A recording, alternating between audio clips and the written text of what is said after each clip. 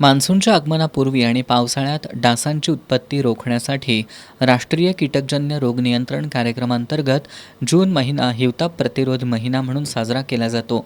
या पार्श्वभूमीवर कागल ग्रामीण रुग्णालयात मलेरिया कॉर्नर हा जनजागृतीपर उपक्रम राबवण्यात आला.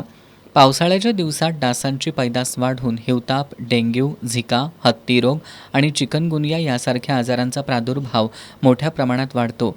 म्हणूनच पावसाळा सुरू होण्यापूर्वी लोकांमध्ये या आजारांबाबत जनजागृती निर्माण करणं आणि प्रतिबंधात्मक उपाययोजनांमध्ये लोकसहभाग वाढवणं हा या उपक्रमाचा उद्देश आहे.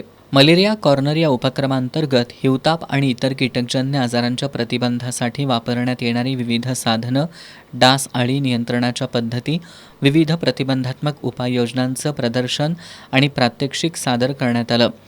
उपस्थित रुग्ण आणि नागरिकांना याबाबत सविस्तर माहिती देण्यात आली.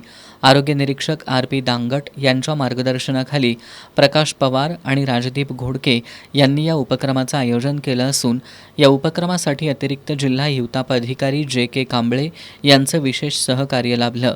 या कार्यक्रमाला कागल ग्रामीण रुग्णालयाचे वैद्यकीय अधिकारी डॉक्टर शारदा भास्कर, डॉक्टर सुलभा पाटील, अधीक्षक राम सातवेकर, प्रयोगशाळा विभाग प्रमुख कोळी तसंच रुग्णालयातील अधिकारी आणि कर्मचारी उपस्थित होते.